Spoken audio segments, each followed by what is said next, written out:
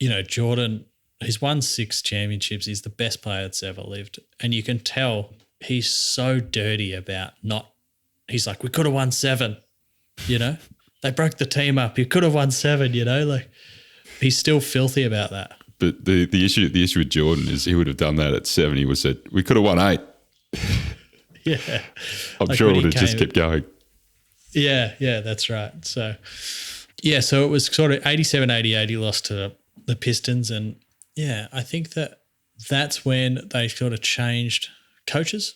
And this is around the time that someone Jerry Krause had brought in, Tex Winter, who had been with the previous coach, Doug Collins, and had Jerry's been saying, use Tex's basketball offense, And anyway, he sort of saw Phil and brought Phil in as an assistant coach, then gave him the coaching role and said, you can coach, but listen to this bloke.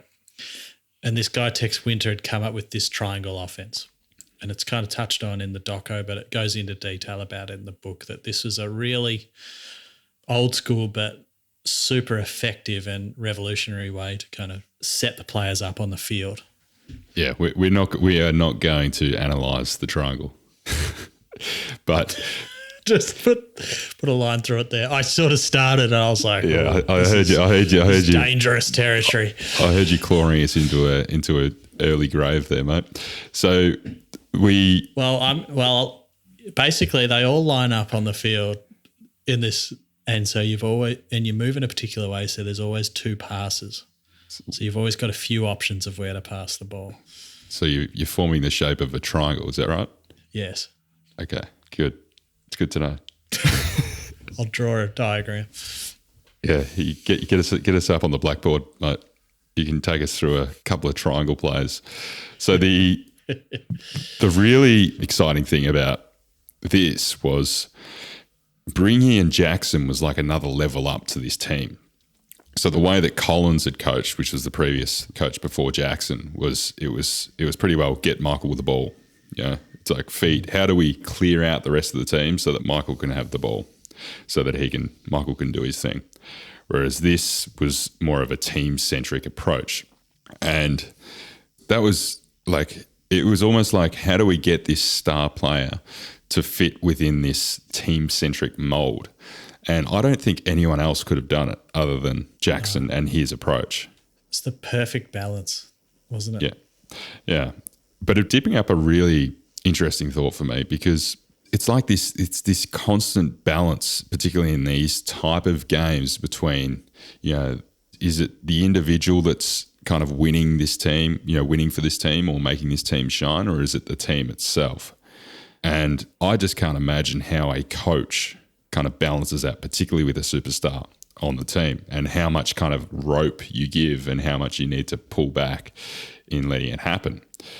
Because the fact is, the impact that Jordan had on the ecosystem of basketball it's never happened previously. It's just such a huge change, not just, from him playing as an individual, but the sport, the branding, the Nike partnership, everything else around it, and the amount of change that's happened. You look at, say, Zuckerberg in social media, or Gates and Jobs in PCs, or Coco Chanel, Oprah, all those guys, just absolute game changers in their industries and ecosystems. And you wonder if they'd been constrained or hadn't been given enough rope or hadn't been given enough chance, like where would that industry be now, or where would that all be sitting? Yeah. He practiced all these mindfulness kind of practices before it was cool, and he let the players be individuals and treated them all slightly differently, which that's hard, And then how do you keep the cohesion?